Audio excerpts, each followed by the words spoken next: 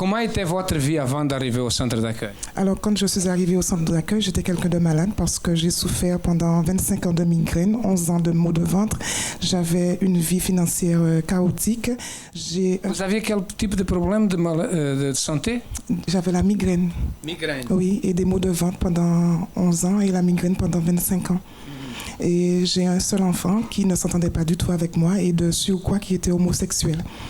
Je n'aimais pas aller travailler, je ne pardonnais pas et voilà, c'est comme ça. Et ça vous gênait, ça causait des problèmes de l'être comme ça? Écoutez, moi je disais que c'est le courant de tout le monde, donc j'étais comme ça, je vivais comme ça, mais en sachant que je sentais quand même ça vous causait la tristesse? C'est cela, voilà. Ok. Ça.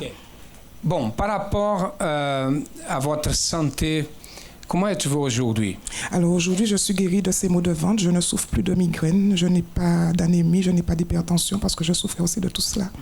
Et vous m'avez parlé que c'est la vie financière, n'est-ce pas? Oui, donc je n'aimais pas du tout aller travailler parce que je n'avais pas la joie dans mon cœur et la paix non plus, je n'avais pas cette paix. Et j'ai commencé à avoir cette joie d'aller travailler quand j'ai commencé à donner ma dîme parce que ça aide beaucoup dans la vie professionnelle. Donc je suis arrivée dans cette entreprise, j'étais veilleur de nuit. Et aujourd'hui, je suis travailleur social, je travaille avec une association qui aide les sans domicile fixe. Et ce travail, je l'ai acquis sans diplôme. Ce poste sur lequel je suis aujourd'hui, je suis là sans diplôme et je gère 2 sites de plateformes, on va dire. 2 sites? Oui. Et vous n'avez pas de diplôme? Non, je n'ai pas de diplôme. Elle a des diplômes, amen. Oui, elle dit qu'il n'a pas, mais elle a un diplôme qui a été donné pour le principal. Amen. Ok. Et votre fils?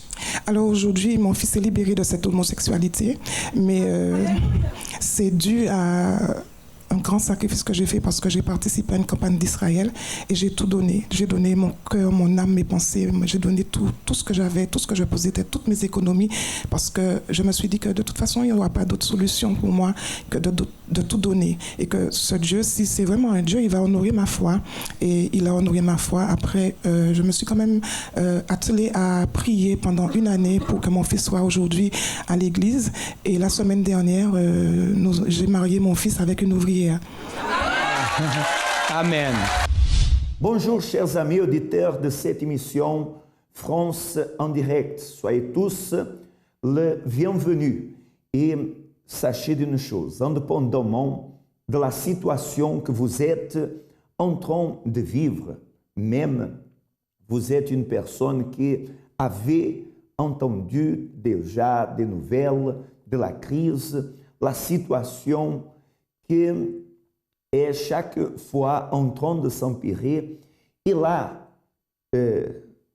vu la situation, vous êtes complètement perdu. Vous ne savez plus quoi faire pour vous en sortir de la situation. Parce que si d'un côté, vous traversez des problèmes dans votre vie, après viennent les autres en train de dire que la situation, elle est en train aussi de s'empirer et vous êtes dans le désespoir. Mais sachez, ici vous allez entendre et voir des personnes qui elles ont réussi à s'en sortir de la situation qu'elles étaient en train de traverser. Pour cela, indépendamment du problème que vous traversez, sachez, il y a une issue, il y a une sortie. Nous allons connaître comment était la vie d'Islande, ce qu'elle a vécu, comment était son passé. Et d'ici à quelques instants, on reviendra avec vous. Donc, avant d'arriver au centre d'accueil, j'étais une personne qui n'avait pas du tout confiance en moi. À l'intérieur de moi, je sentais une vide en fait. Donc, je faisais des cauchemars. En fait, des cauchemars ont commencé depuis toute petite, mais je disais rien à personne. Comme je ne donnais pas beaucoup de valeur aux rêves ou quoi que ce soit, donc il fait que je ne disais rien, même pas à mes parents, je ne disais rien. Qui fait que ça continuait. Donc, en faisant des cauchemars, donc quand je me réveille, donc j'avais un peu peur pendant la nuit, quand même. J'avais un peu peur. Donc, parfois, je mettais les draps sur la tête. Donc, comment je peux dire, je me force de dormir.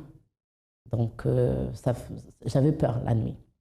Et aussi, quand je suis rentrée en France, donc j'ai pu continuer mes études, tout ça, mais j'avais des diplômes après. Comme je n'avais pas ma carte de séjour, je ne pouvais pas travailler.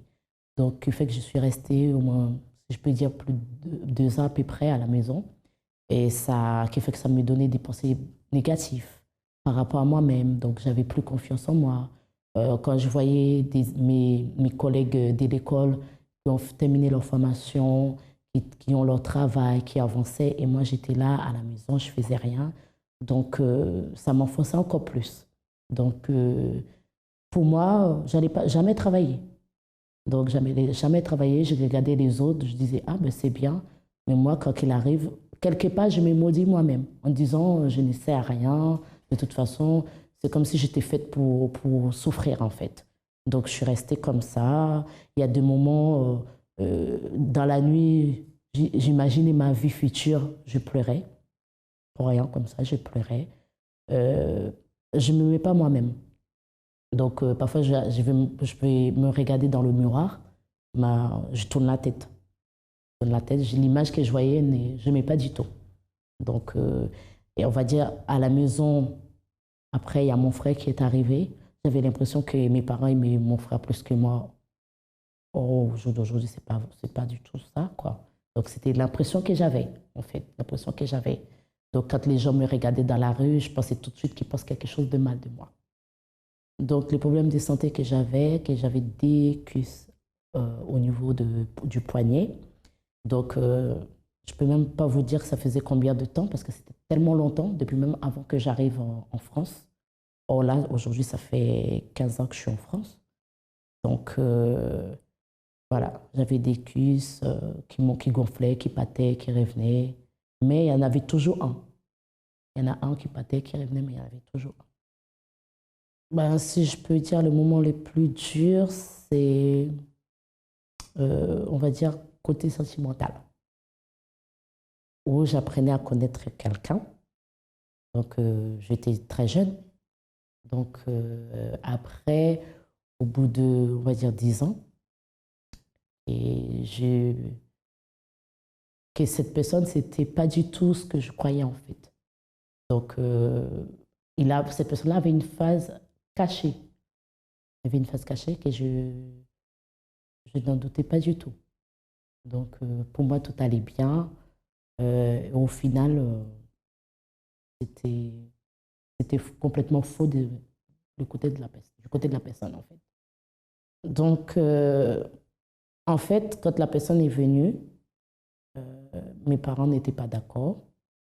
En fait, pratiquement tout le monde n'était pas d'accord. Ou non. Donc, moi, je ne voyais pas du tout ce côté-là chez la personne, je ne voyais pas du tout le mal. Donc, certes, je ne manquais pas de respect à mes parents par rapport à ça. Quand elle parlait, je ne disais rien. Je disais rien parce que j'avais toujours en tête, depuis toute petite, en fait, si je dois me marier avec quelqu'un, je ne vais pas manquer de respect à ma famille ou même me séparer de ma famille pour cette personne-là. Voilà, donc c'est vrai qu'ils vont parler, tout ça, mais dans ma tête, je dois juger par moi-même, en fait. Donc, il fait que ça parlait beaucoup à la maison. La situation d'Islande, c'était catastrophique, chaotique même. Vous voyez la situation qu'elle se trouvait. Elle qui faisait des cauchemars la nuit était une personne qui manquait de confiance, n'avait pas le papier. Elle qui avait le problème de kyste, en fait, sa situation était catastrophique. Et pour empirer la situation, vous voyez, après une relation de 10 ans, elle a découvert que la personne qui toujours lui disait qu'il l'aimait, cela c'était faux. Imaginez cette situation qu'elle traversait. Et peut-être votre question est la suivante. Est-ce qu'elle a réussi à s'en sortir de cette situation? Est-ce qu'elle a réussi à vaincre ce problème? Bon, cela nous allons savoir, nous allons connaître qu'est-ce qu'elle a fait et comment se trouve actuellement sa vie. Accompagnez et nous allons déjà revenir avec vous. Donc, je suis arrivée à l'église centre d'accueil. Donc, ma cousine qui m'a invitée. Donc, elle m'a dit, ben, écoute, j'ai été invitée à une église, est-ce que tu veux venir avec moi? Donc, c'était en après-midi. J'ai dit, ok, je vais venir. Donc, en fait, je suis venue par curiosité. Donc, c'est comme ça que je suis arrivée au centre d'accueil. Donc, en fait, quand je suis arrivée, je me rappelle, c'était un vendredi soir. Donc, j'ai assisté à la réunion. J'étais curieuse. Donc, je voulais connaître plus. Donc, je commençais à venir les dimanches. Et ce que j'aimais, c'était par rapport au groupe jeune. Donc, il y avait les groupes jeunes. Donc, j'ai été invitée à participer. Donc, je voulais voir ce que ça faisait. Parce qu'avant d'arriver, j'allais quand même quelque part à l'église. Mais je ne me donnais pas pour autant. Donc, j'étais curieuse à savoir comment ça se passe et tout. Donc, je commençais à venir petit à petit, à participer avec les groupes jeunes. Et aussi dans les propos les vendredis, que je venais aussi. Donc, presque tous les vendredis, j'étais là. Donc, ce qui m'a attiré aussi l'attention, qui fait que c'est la façon que les groupes jeunes avançaient, tout ça, donc les activités qu'il y avait, donc, qui m'a plu quand je suis arrivée. Donc, quand je suis arrivée, donc, il y a une ouvrière qui m'a accueillie à cette époque-là, donc, qui m'expliquait un peu comment ça se passe, les propos, qu'est-ce que c'était les chaînes de prière et ce que c'était la campagne d'Israël. Donc, avant de participer à des campagnes d'Israël, j'ai participé à des propos par rapport à ma situation d'avant et voilà, les changements que je voulais. Donc, je lui ai expliqué ma situation. Donc, elle m'expliquait comment faire et comment pratiquer et quelle est l'importance aussi de ces données dans ces propos ou dans la campagne d'Israël. Et la première campagne que j'ai faite, c'était par rapport à ma situation financière, que je voulais que Dieu vienne à débloquer la situation. Comme j'avais expliqué, je suis arrivée en France, donc je n'avais pas mes papiers, je vivais avec mes deux parents. Mon père, ça faisait plus de 10 ans qu'il était en France, qu'il n'avait pas sa carte de séjour. Ma mère, pareil, et mon frère qui est arrivé, pareil. Donc, j'ai commencé vraiment à comprendre l'importance des propos et des campagnes d'Israël. Donc, je me suis investie de ce côté-là. Comme j'ai commencé aussi à me donner, à comprendre ce que c'était l'évangélisation, un jour, j'ai été pour aller évangéliser. Donc, j'ai regardé ma vie et je disais à mon Dieu, si la personne me demande qu'est-ce que Dieu a fait dans ta vie, qu'est-ce que tu vas raconter? Et dès là, il y a eu cette révolte à l'intérieur de moi, de dire non, je n'accepte pas cette situation. Mon Dieu, quand je vais parler de toi, je vais avoir mon témoignage pour expliquer ce que tu as fait dans ma vie, pour expliquer ce Dieu vivant, grand et vivant que j'ai dit aux autres personnes. Donc dès là, j'ai utilisé ma foi. À travers cela, donc je me suis lancée. Donc d'abord dans les propos, qui a pu commencer à débloquer les choses. Et ensuite, la campagne d'Israël, que j'ai participé. Et à travers cela, que Dieu a pu vraiment exaucer les miracles. Voilà, vraiment le miracle, parce que moi, j'étais majeure, et mon frère aussi. C'était impossible d'avoir notre titre de séjour à travers de nos parents. Et déjà, eux, ils n'en avaient pas. Donc, vraiment, je remets entre la main de Dieu. J'ai vraiment fait ces défis-là avec Dieu. Non seulement dans la prière, le jeûne, tout ça, et aussi matérialiser ma foi à travers les sacrifices financiers aussi. Donc, vraiment déterminer ces changements. Et dès là, Dieu a exaucé. Ce n'est pas que moi, mais toute ma famille en même temps. Donc, pour le jeûne de Daniel, j'étais déjà à l'église. Je commençais à me donner, mais à ralenti, on va dire. Pas vraiment à 100%. Donc, quand les jeunes de Daniel est arrivé, j'étais déjà à l'église. Donc, ils ont annoncé les jeunes de Daniel. Donc, j'ai commencé à vraiment, on va dire au début, pas me lancer, mais participer. Ce qui fait que je n'étais pas vraiment à fond au début. Donc, pour vous dire, tellement pas à fond, qui fait que j'avais des pensées qui venaient, qui me disaient, ben, tu peux pas changer. Tu peux pas changer. En gros, ça sert à rien de faire ces propos-là. Regarde, tu commences, tu ne vois rien. Pourquoi? Parce que je faisais pas vraiment, véritablement. J'étais entre, ah, je sacrifie ou je sacrifie pas. Je sacrifie ou je sacrifie pas. Donc, c'était vraiment un grand combat de ce côté-là.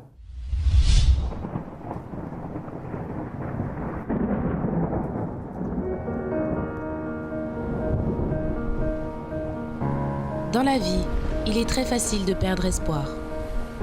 Nous nous éloignons de la bonne direction et abandonnons même les rêves que nous pensions un jour pouvoir atteindre. Un jour, éventuellement, nous finissons par nous trouver face à une situation pour laquelle nous n'avons aucune expérience. À ce moment, de nombreuses questions nous viennent en tête. Est-ce que ça vaut la peine de continuer? Pourquoi rien ne marche dans ma vie? Est-ce mon destin? Votre destin est le résultat de vos décisions et attitudes. Décidez de venir au centre d'accueil, où à travers des conférences intelligentes, nous vous aiderons à reconstruire votre espérance et changer votre futur par la même occasion. Centre d'accueil. Définissez aujourd'hui ce que vous voulez vivre demain.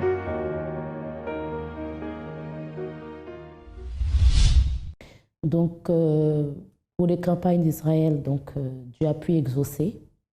À travers ma foi, Dieu a pu répondre pour moi et mes parents. Donc, nous avons pu avoir nos cartes de séjour en même temps. J'ai pu trouver un travail à mon nom. Et aussi avec mon diplôme que j'ai eu aussi. Donc, et à travers les propos aussi, donc par rapport à ma guérison au niveau des cuisses au poignet. Donc, Dieu m'a guéri aussi. Donc, aujourd'hui, à travers l'onction, je faisais l'onction à chaque fois, tous les jours presque. Je faisais l'onction.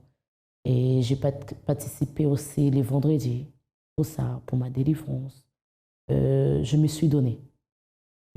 Au début, je venais tous les jours à l'église, tous les jours. Donc, parce que je voulais un changement total dans ma vie.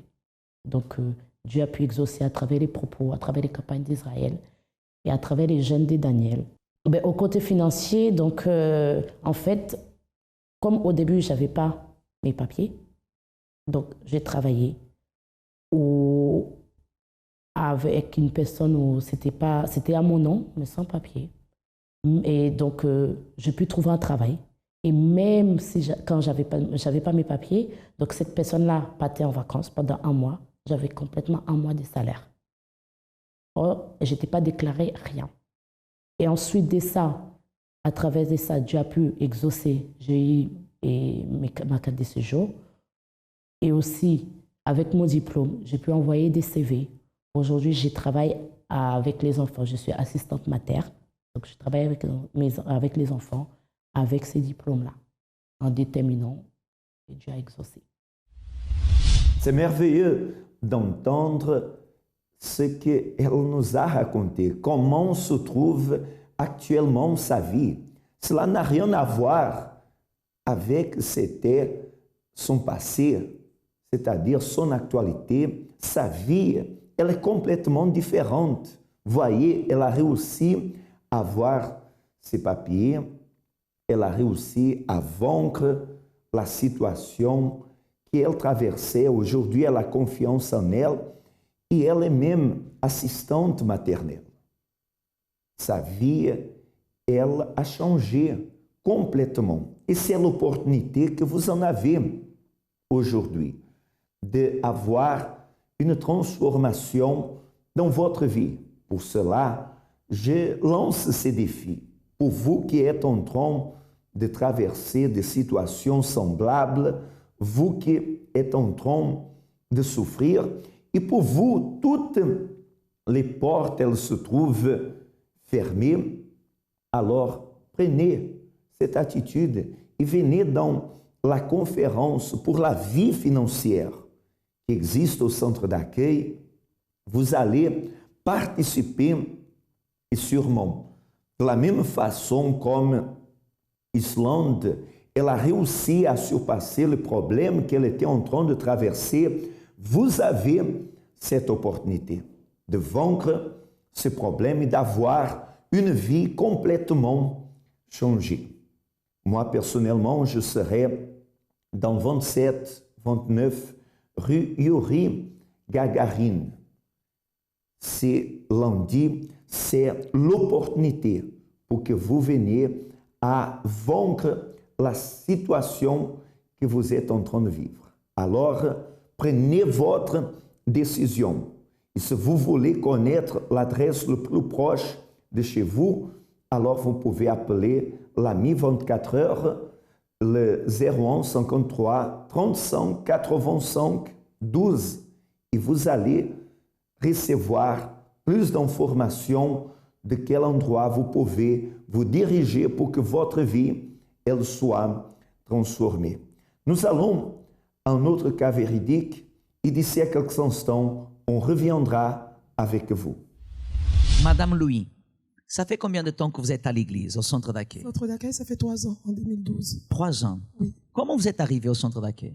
Détruite, j'avais pas de vie. Quand je suis venue, j'avais pas de paix, j'avais la tristesse. Mais vous êtes arrivé à travers quelqu'un qui vous a invité ou par l'évangélisation dans la rue? En fait, mon fils a fait une tentative de suicide et là, quelqu'un de ma famille m'a ramené à l'hôpital et je pouvais pas aller à l'église où j'étais puisque c'est moi qui suis blessée dans la tentative. Et du coup, quelqu'un qui venait à centre d'accueil, j'ai vu sa colère. Il m'a dit, Tata, si mon Dieu existe vraiment, je t'amène à l'église avec moi vendredi. Et comment était à ce moment-là votre vie? Comment vous étiez? Comment était votre vie? J'avais pas de vie. Déjà, s'il y avait pas de paix, il y avait pas d'espoir, il y avait rien. Quand je suis arrivée et je suis venue, je savais qu'il y avait quelque chose, mais les problèmes c'était en moi, c'est moi qui arrivais pas à débloquer ce que je devais faire pour que Dieu rentre dans ma vie. Quel genre de problème vous aviez? Tout spirituel déjà, et ma famille était détruite, ma vie financière c'était mort, j'avais rien du tout. En fait, je vivais pour vivre. J'avais pas d'idée, j'avais pas d'avenir parce que je me suis focalisée déjà quand mon fils a fait une tentative de suicide. Juste après, j'avais une peur que chaque fois il sort, comme c'était au 8e étage, il a cassé le vitre. À chaque fois, je rentre dans ma cuisine, je vis les vitres que mon fils a sauté et il sort. Je me suis dit peut-être il va le faire ailleurs.